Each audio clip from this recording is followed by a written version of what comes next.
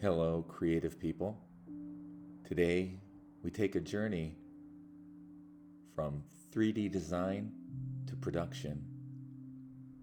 Today, our journey begins in Blender with the humble default cube.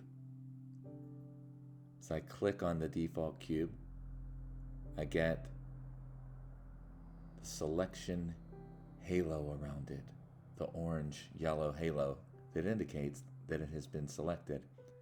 I'd like to call your attention to the bottom left-hand side of the screen where you can look to see different mouse and keystroke combinations that I use throughout the remainder of this tutorial. Let's go ahead and get rid of this default cube by pressing X and the return key. Next, we are going to add with Shift A plane. In that plane, we are going to scale it by a factor of 100.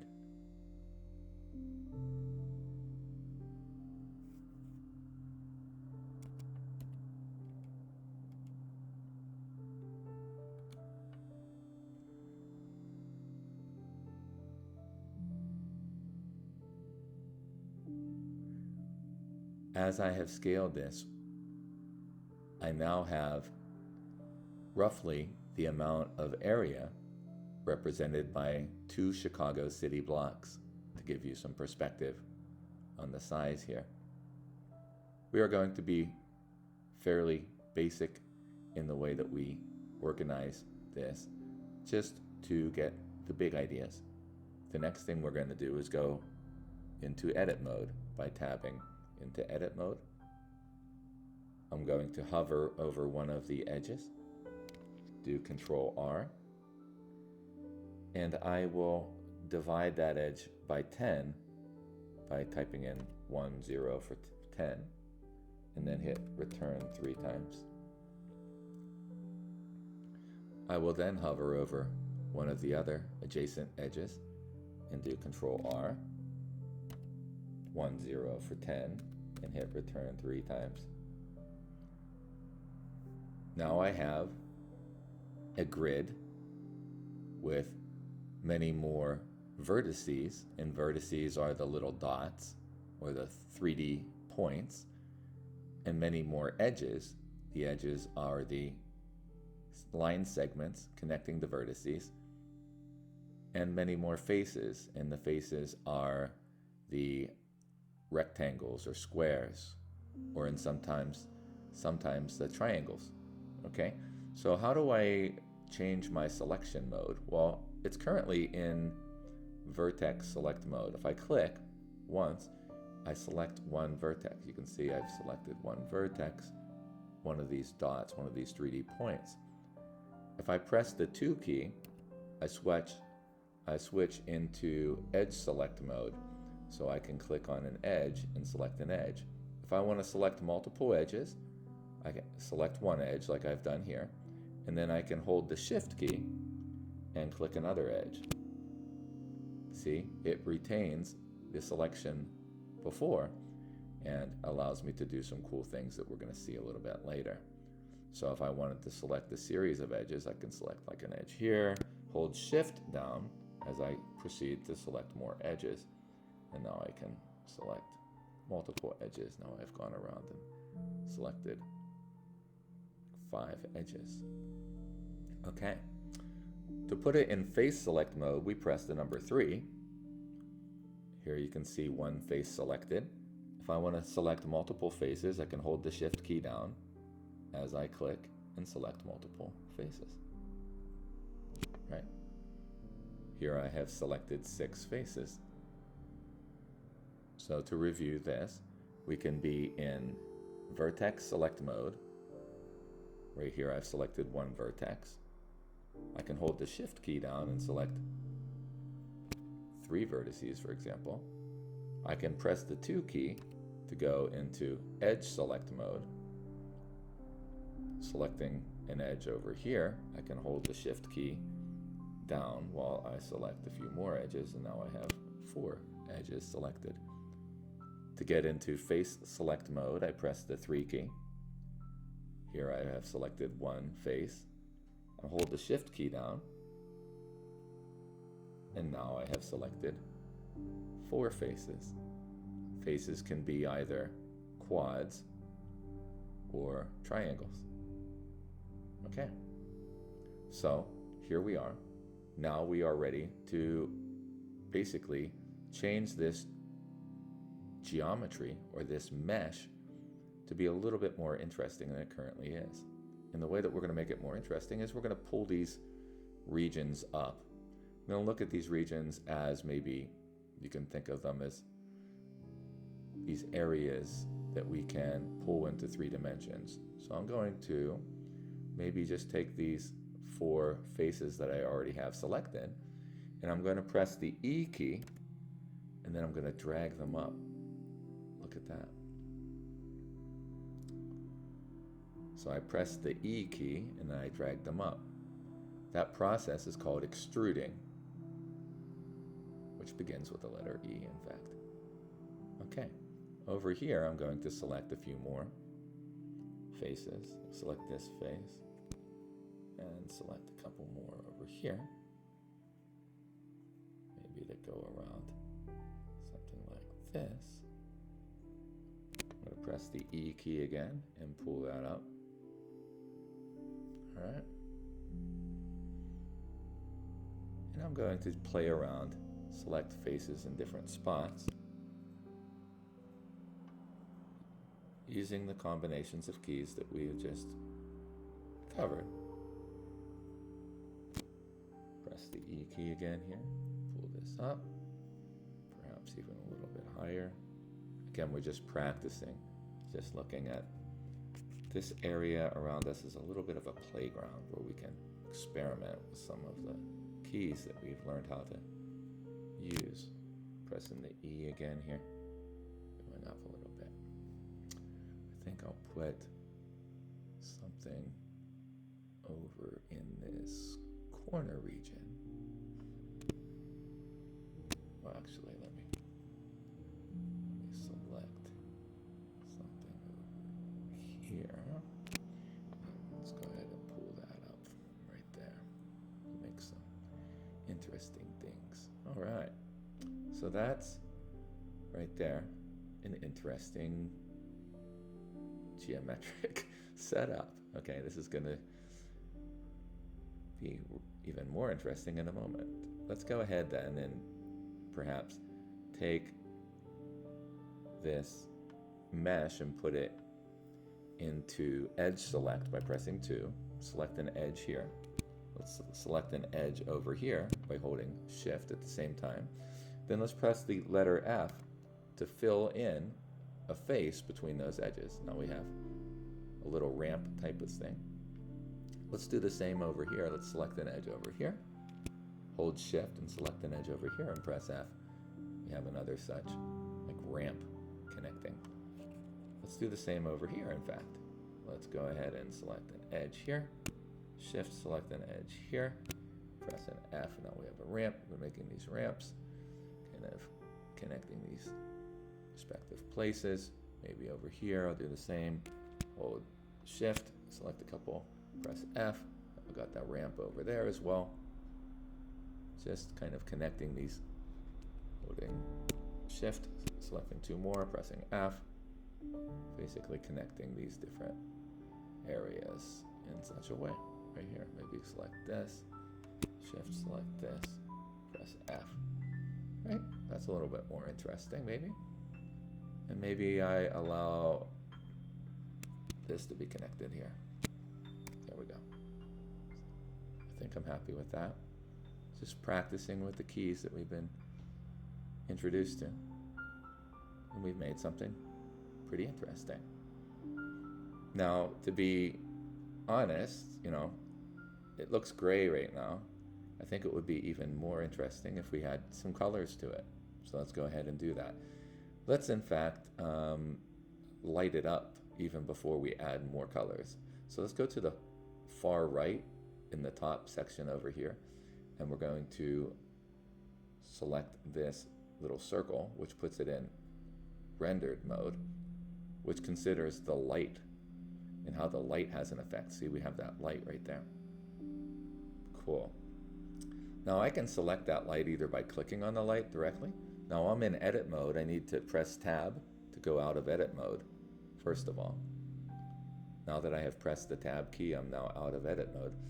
I can either go up to the top right, the outliner, and click on the light up there. And then I could press G, Z, and lift the light up. If I do that, notice that the light isn't too bright. I can go over on the right side to the little light bulb section over here and change the value of the light to maybe, I don't know, 700,000 or something, making it really bright. That way, if I press, maybe I press G and I start moving the light around, I can pick it up, move it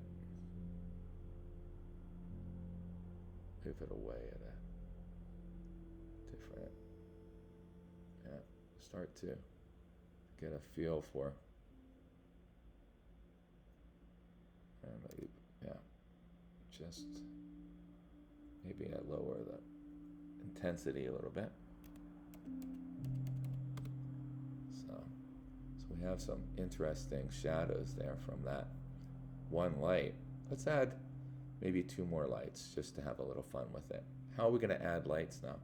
So we can go Shift A while in object mode and go down to light. Let's add point lights in this tutorial. Shift A in object mode, go down and add a point light. Then let's just go G, press the G key to move it around.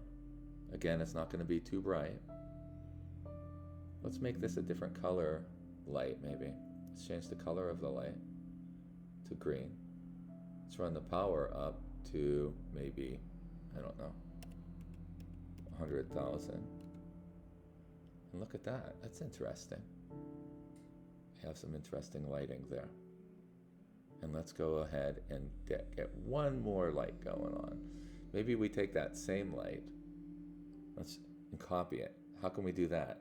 We're going to go Shift D, and then we'll go G to grab it, and then we'll move that light over here, and maybe now we'll make it a pinkish light. Here we go. It's a little more interesting. Okay, so we have some colored lights. We have just this white light that's off there. So we have like these 3 different lights. Things are already looking more interesting.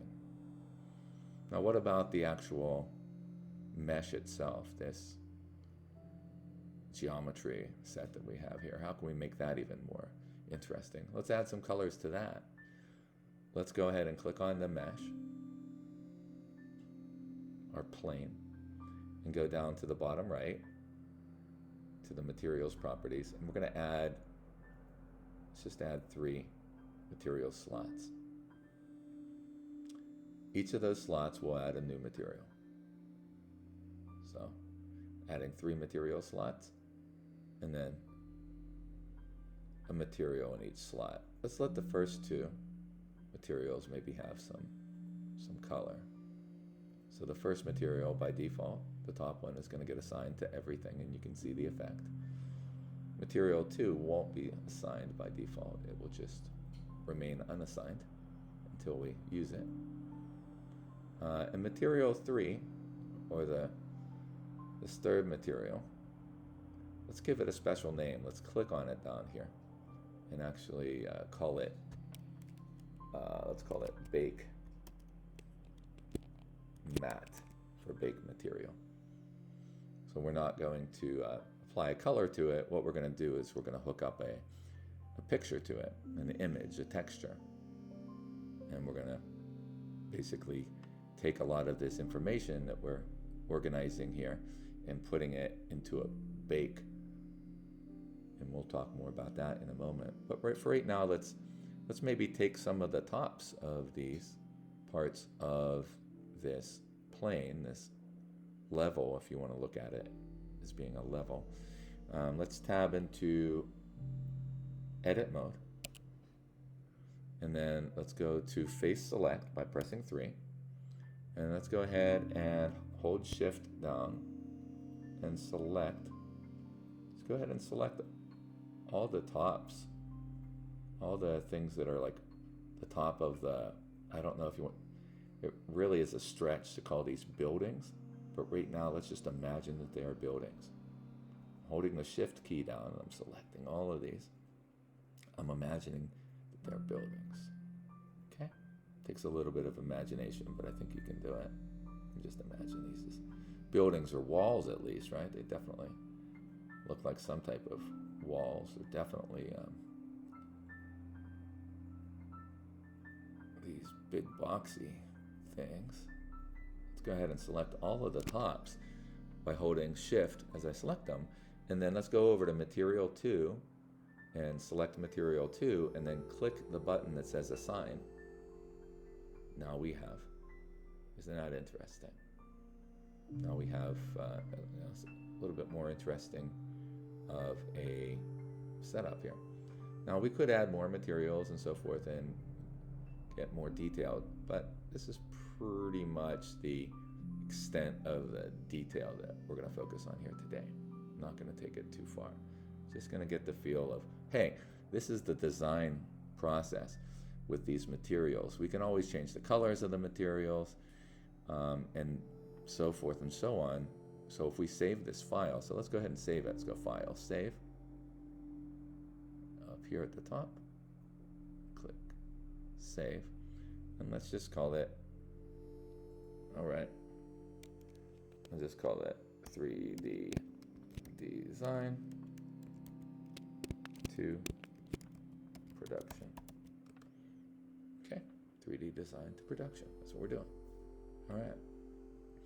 So, with that, the next thing we're going to do is go back into, well, we're in edit mode already, so that's good.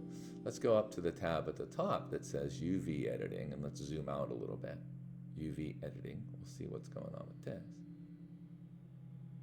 And what are UVs? Well, if we go down over here on the right-hand side, we can see this tab open. It's called Object Data Properties. And there's a section called UV Maps. Go ahead and extend that. We can see this is the UV map, the only UV map that we have so far. And you can see like the way things are laid out currently on the left. What the UV map does is basically it tells the computer how to take a three-dimensional object and to kind of flatten it out so that it can be assigned to different parts of a two-dimensional image. So what we're going to do is we're going to create a special UV map here that will work well for our purposes. Before we do though, let's go over to the top left and click New. We'll create an image up here, just the default 1024 by 1024. I'm going to call this Atlas. I'm going to take the alpha off. Don't need that. That's just for images that we would want to have transparency. We're not going to have transparency in this. Let's just go OK. And here you can see our image. It gives us just this, by default, this black image. And we're going to end up baking over that, as you'll see what happens here in a moment. So let's go over to the right. And if I select something on the right, it's not exactly showing up on the left. It does a little bit, somewhat. I want to make sure it's exact. If I go up here to the left, this syncs the selection. This is the nice way I like to do it. So if I select a whole bunch of faces over here, for example, you can see that those faces are also shown over here on the left. This is a very convenient way to see how the faces in 3 dimensions are associated with the UVs, which are kind of like the flattened version of the 3-dimensional object. So what we're going to do here next is, with all of the faces selected, we're going to go up to this top section that says UV and select Smart UV Project. Where it says Island Margin, we're going to go 0.005 for the island margin, and then we're going to click OK. And look what it does. It does this adjustment of all of these faces here all these faces over here in the three-dimensional object, it unfolds them in a really, one of the best ways to do it for getting it projected onto this two-dimensional texture. And you'll see the value of that in a moment as we bake to it. Okay? So now we have the UVs here. So this UV map right here, this is going to be the UV map that we're using. It's the only one that we have. We could have another UV map, and in certain cases we will when we get into some more advanced training. But for right now, we're just going to use this one UV map. The next thing we're going to do is we're going to tell the computer that we want to use this UV map in the special bake material. So let's go ahead to the shading at the top. Click on shading.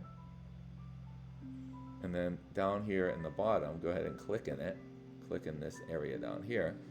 And then go ahead and press Control Space. And that will allow you to open up this. And this is called the Shader Node Editor. It allows us to give some information to Blender to describe how we want things to be painted on the screen. So what we're going to add here first is use Shift A. We're going to use Shift A, and then we're going to add a text, or actually we're going to add an input UV map. Shift A, input UV map. And over here we're going to go to the drop-down menu, this little drop-down menu, and select the UV map, the only one that we really have. Then we're going to go Shift A and go down to Vector, Mapping, and we are going to put that right there. I'm going to actually move this over a little bit just to give myself some room. All right. And then over here we're going to go Shift A, Texture, Image Texture. The image texture we're going to use is the Atlas. So we're going to go to this drop-down menu and select the Atlas. And then we're going to connect this UV to the vector mapping. And then we're going to connect the output vector to this input vector right here. And we're just going to leave it like that for right now. We'll go ahead and select the Atlas here. So I select that Atlas. I'm going to right click on it and copy that Atlas. Then I'm going to go, whoa, look at me, I put it on the wrong one. Actually, that's fine, it's interesting. This is what so I initially put this on the slot 1. I actually want this on slot 3. So let me cut, actually let me go ahead and cut this whole, let me shift and select all 3 of these. And then let me just copy them and go to over here at the top, go to slot 3, the bake material, because honestly I thought I was there. And then I'm going to Command V and paste them in there. That's what I want. Okay. So I wanted these in the bake material. Let's go back to slot 1 up here, drop down material. Only thing I want in slot 1, actually, I'm going to click on the mapping and press the delete key, or press the X key. Click on the UV map and press the X key. The only thing I want in slot 1 is the Atlas. So I'll copy the Atlas and put a copy in slot 1 and in slot 2. So slot 1 and slot 2, that's where I just want to have the Atlas, but I don't want any of that UV or mapping stuff. And I want to make sure it's selected too, so it has like this white highlight around it. So let's review here. In slot 1, I want the Atlas image texture node selected. In slot 2, I want the Atlas image texture node selected. In slot 3, which is the bake material slot, in slot 3, I want the Atlas image material selected, and I also want it connected to the UV map and the mapping node, as you see right here. We don't need it connected anywhere else yet. That's all we want. Okay, so I'm going to press Control Space to go ahead back out of that little full screen mode. I can also zoom out over here. Let me go ahead to the top right and put the viewport shading in render mode. Again, see our interesting scene. The next thing we'll do here is we will bake. So to bake, we're going to go up to the right hand side over here to render properties. We're going to change our render engine to cycles. This really slows things down when it comes to the rendering over here, but we need cycles because it's a proper baking engine. In other words, it follows a physical model of rendering. It uses ray tracing, like light rays. That's what I'm talking about. I'm going to go down to the right here, down to the bottom where it says bake. And I'm going to deselect a few of these because I don't want the bake to take too long and we're not even using them. So I'm going to have the lighting that's direct and indirect, diffuse, which is the basic color, and then the ambient occlusion, which is like some shadowing that happens because maybe a couple, the geometry is like close to itself. Okay, so I'm going to leave these ones selected, and with those selected, I'm going to press bake, and now it's going to start the texture bake. Down here in the bottom, you can see the percentage of baking that's completed. It doesn't happen very fast. As you can see right there, the estimated time remaining is about 5 minutes. It's definitely not a fast process by any means. And this being such a simple level, for lack of a better term, environment, probably better term, this being such a simple environment with such simple materials and so few of them, it's going to bake a lot faster. And we're even using a very, very small atlas, a very small image or texture to bake to. But if this was a real, like AAA game production environment where you were baking maps, where you're baking textures, many times the textures might be 16K. This is only a 1K texture, right? A 16K texture would be 16 times 16 times more texture area to bake to. Plus, you would have so many more materials, more fancy materials with their own intricacies. I point this out because this takes over 5 minutes for this super simple baking on my computer. So again, if this were a AAA game environment map that was getting some type of bake created, it could realistically take more than a day, even on very powerful computers.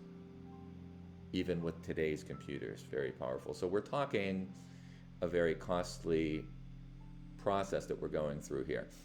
But it's necessary for what reason, you might ask? And that's to take the information from the materials and to reduce the overall expectation of the production computer.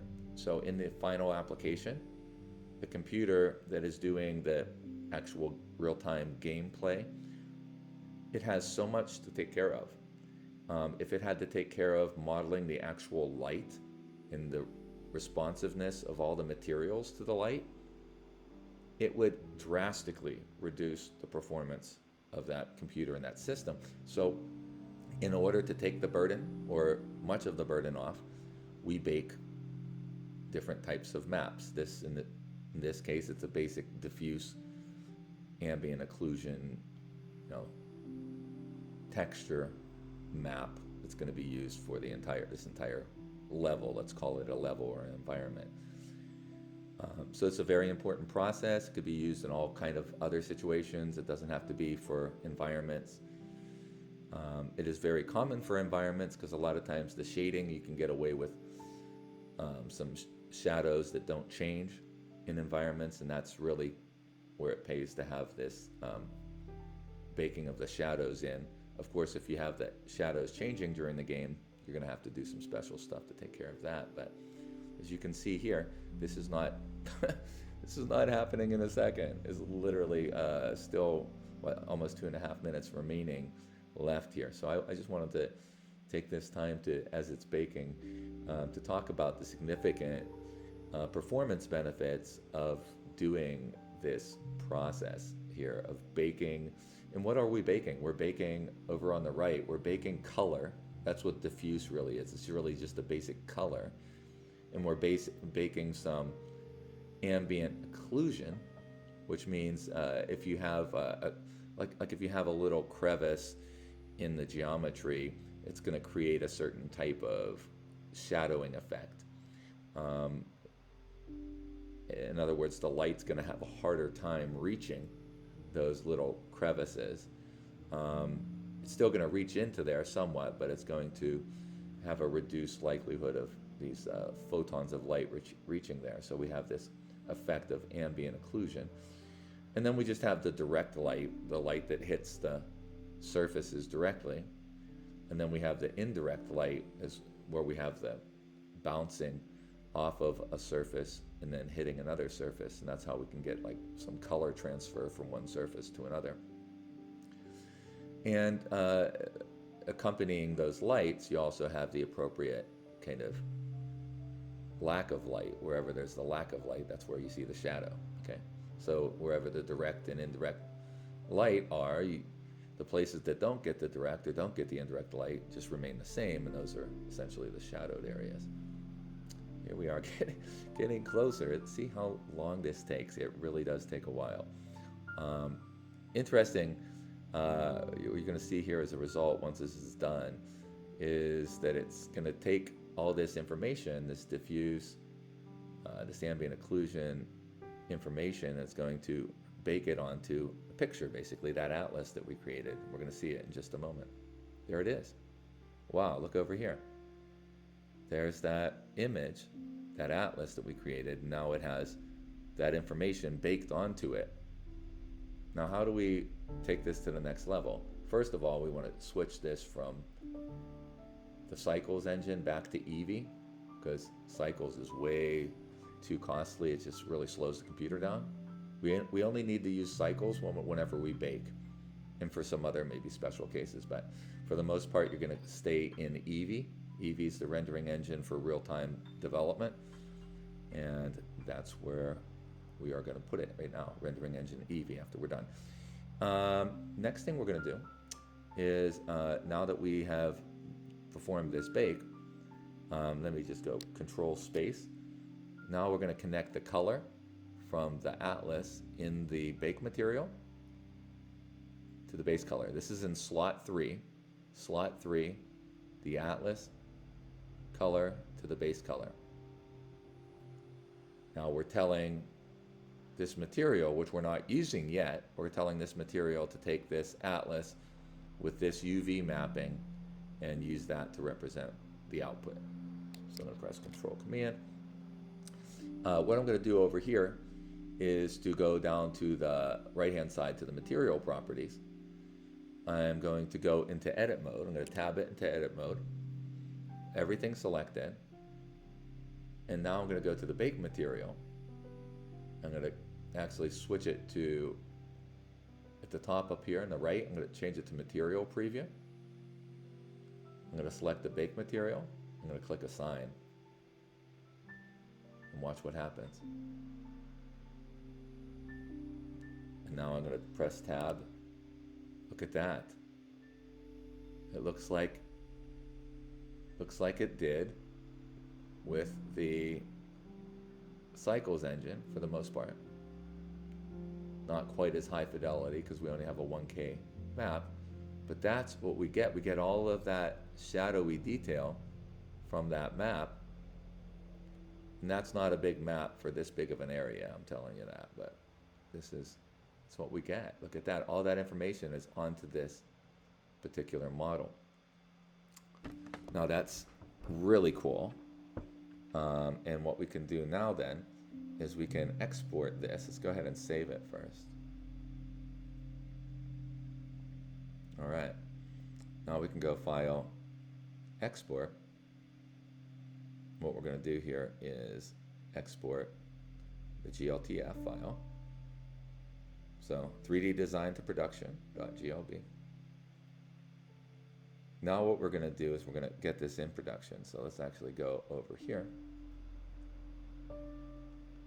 And let me actually just go ahead and show you what I'm going to type in. We're going to do a clean remix. So we're going to go bit.ly/CS1 clean remix. All right?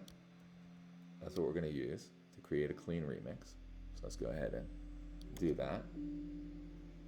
Paste that in. There we go. Here it is, giving us a brand new starter project for the clean remix. So we'll close this. Give it a name, give it an admin key. So at the top over here, let's give it a name.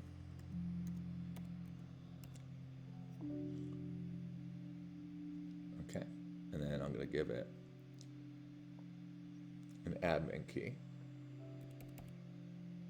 All right.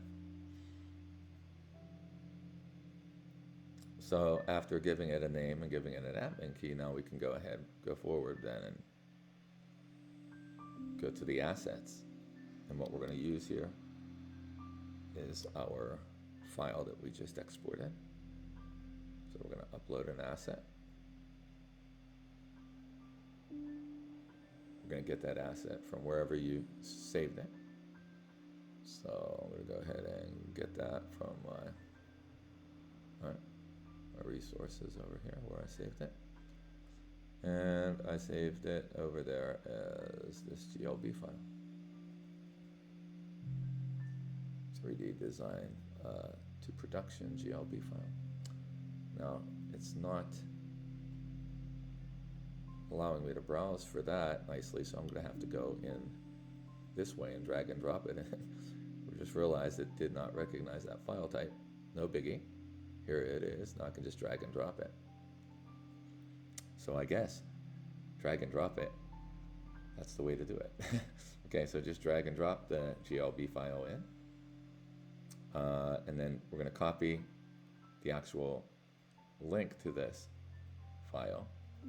We'll be using that in a moment. I'm going to have you go to this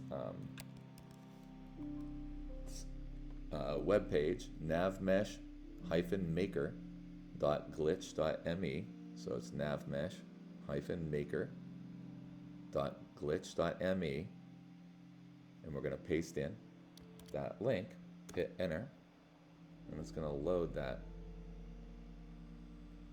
It's going to load that into this this window here. So there we can see our guess. It's very grainy. It's very grainy because it's low fidelity. You can see a lot of that shadowing. It's very, because we have such a low, our Atlas, I didn't set the sampling level up for the light, so we have like a lot of graininess here in the shadows and the way that the colors blend, but this gets the point across. In the bottom left over here, I'm going to click build, and depending on how high your ramps are, that should be fine. So what the building does, it allows it to build a nav mesh. Now we can hide the existing mesh and see what nav mesh is created. So there's the nav mesh created, and you can like look around at the different angles. And one thing that you'll notice here about this, this particular, if you're looking at it right there, you noticed it missed, it didn't make those ramps, it made the, so if you look at that, it did not make the ramps. See? And that has to do with a couple reasons. The angle, sometimes the angle can be too high, but let's just presume that the angle was high enough and it just did not, for whatever reason, create the exact kind of thing we were expecting, or hoping it would at least. Maybe not expecting, I know not to expect that at this point, but I'm going to go ahead and click export on this. And this is our initial nav mesh and I'll show you what we're going to do with this. For me, it called it Nav Mesh 2. We're going to take this Nav Mesh that's created, I'm going to pull it into Blender and edit it.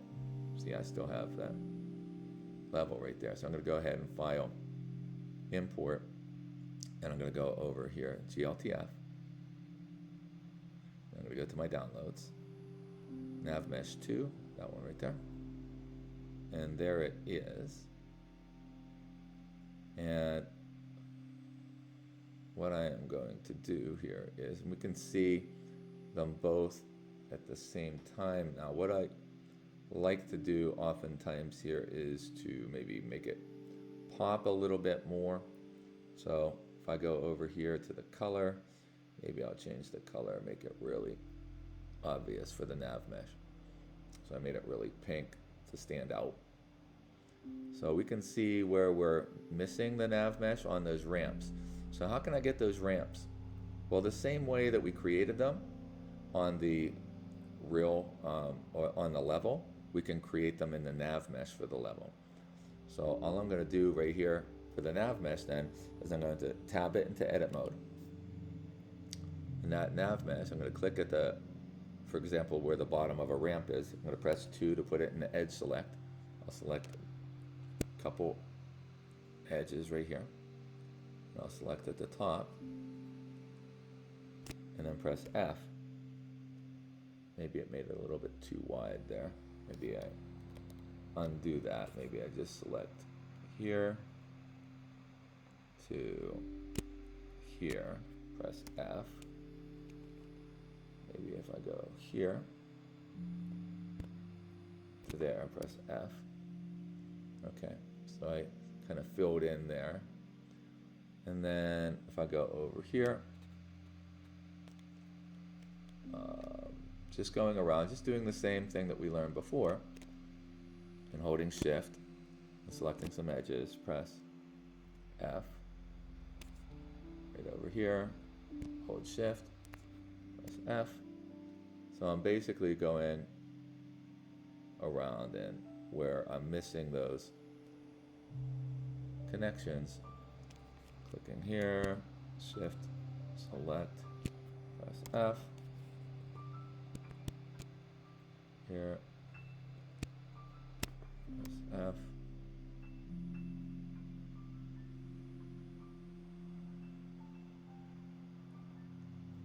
I don't know if that's really the one I want. Hold away. Right there. Shift select there. F.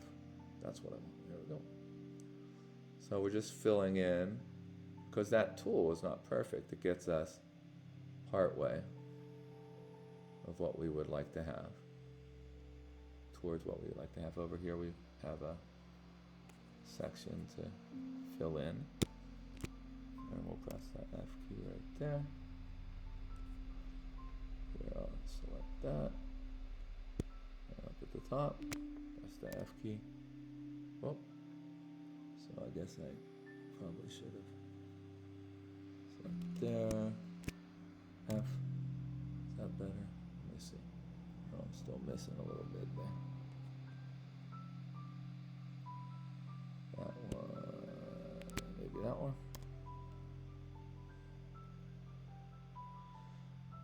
And going across over here, I got another one right there.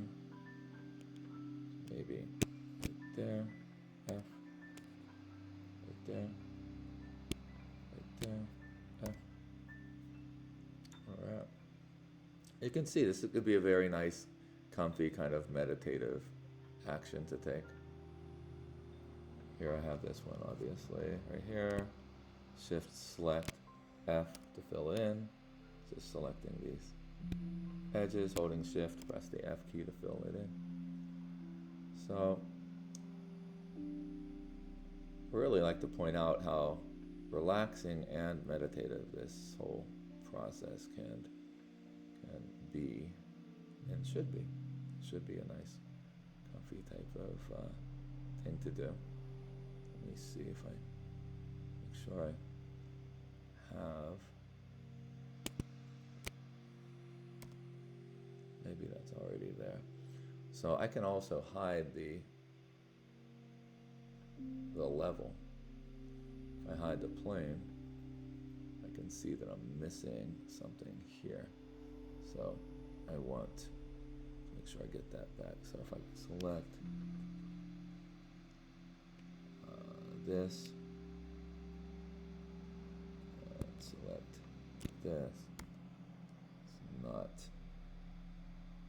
sometimes depending on the geometry it doesn't get exactly as you would hope.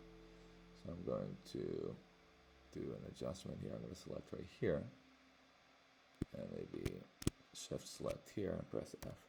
There we go. That's better. And I think I'm good. If they're not connected, it might not want. Looks okay. So I basically adjusted this mesh here, and this nav mesh, if you haven't kind of gotten the thought of what's going on here, it's really essentially creating an area that you can walk, and it's stopping you from walking other areas. And we'll get that in now.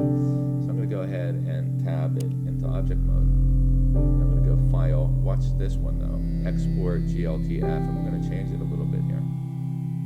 Rather than including everything, we're just going to limit it to the selected objects. And I'm going to say 3D design the production underscore nav mesh. Okay. And that's the kind of, that's the one that we want.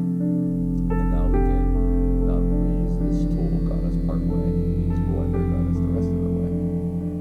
Now we can go to that file, that nav mesh file, drag it, drop it in. Now we have the nav mesh and the level. Let's go over to the public index.html file. Let's go down and use this template right here. So this template is very helpful. I'm going to actually rearrange the template a little bit. If you can see how I'm doing this, it's just, I'm just going to move a few of these things around just to make it a bit more organized. Here as well.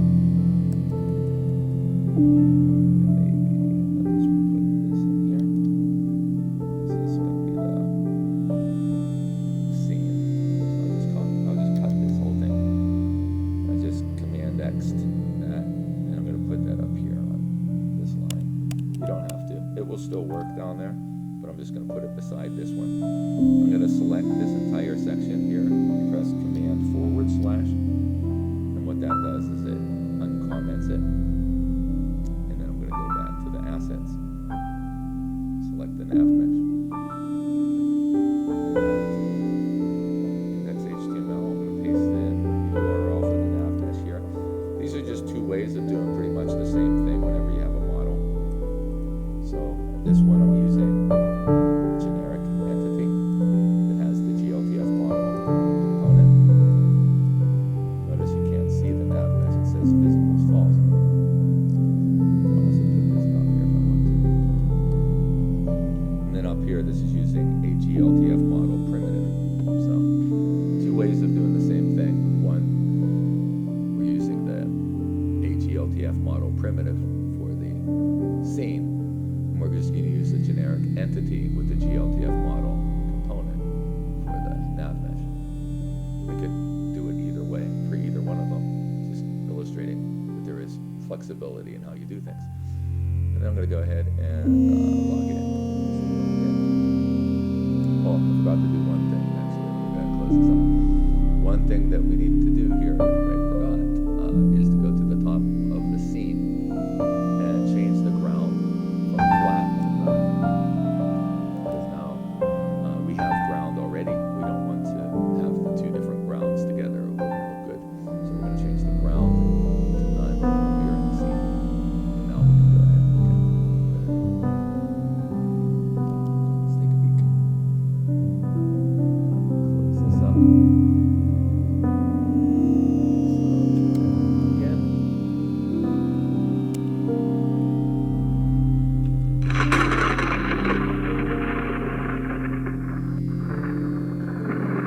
This world can be anything you dream it to be. A carnival, a haunted house, a city, anything. It is all up to you. You have the power to create. May inspiration dwell in you forever. Very interesting, isn't it? I mean, this is 2 city blocks, so it's a pretty big area, right? So you can get a feel. And again, we didn't do a high quality bake, so it has this noise. We call this all these splotchiness. That's noise. To really get high quality bakes, we could have done some processing on this after we baked it too. So look at all these, all the shading we have.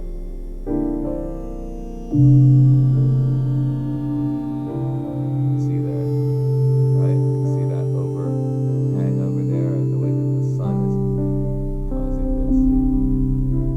We can imagine that the sun is causing all this lighting effect.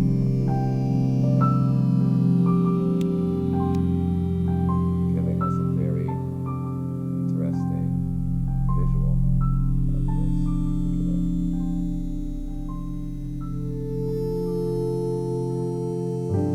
level, we call it. Let's see if we can take one of these ramps.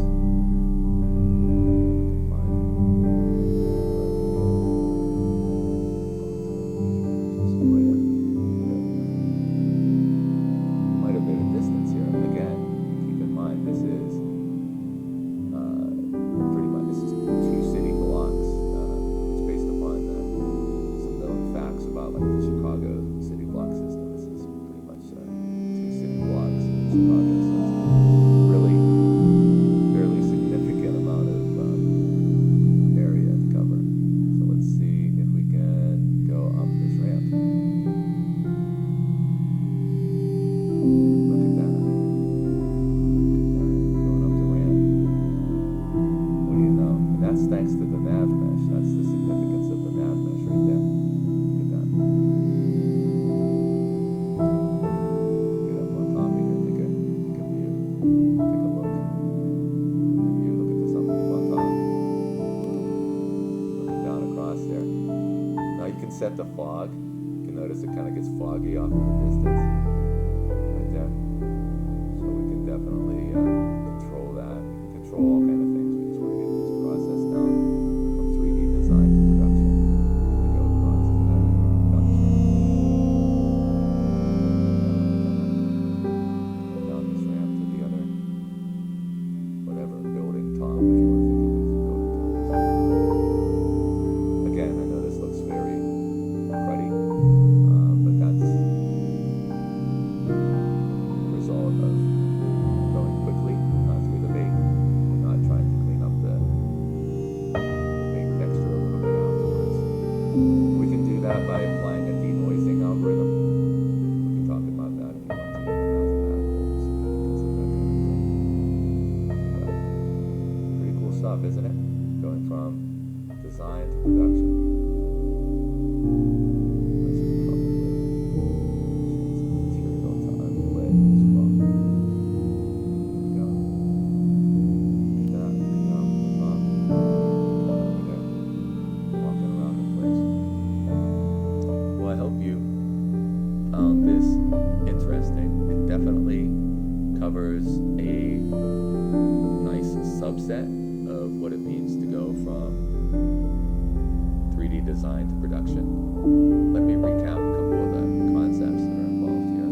So I've kind of put a little presentation together over here, so I'd like to share that.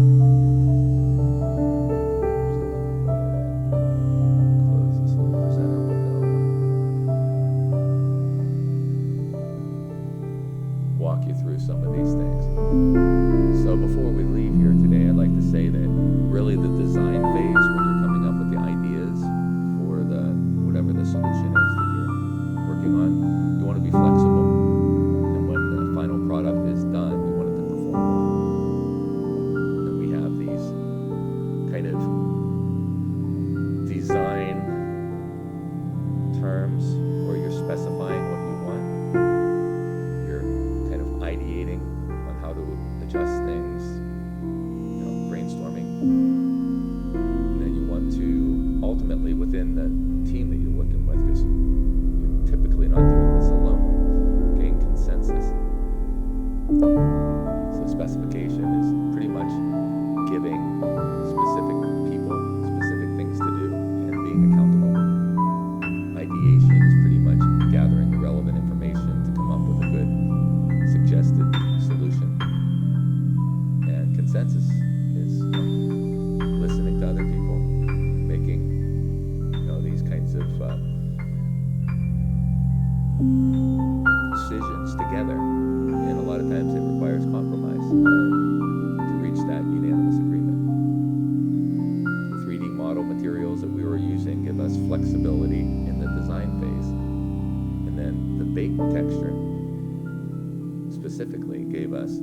an opportunity to have better performing environment in the actual production. So remember, we started with a plane, we went through a whole bunch of steps, and then we ended up with a little level, if you will, that is running in a game, and you can walk around, and it has, kind of baked in shadows and so forth, color. Okay, that's it for today's lesson. I hope that you enjoyed it on this journey from 3D design to production. Take care.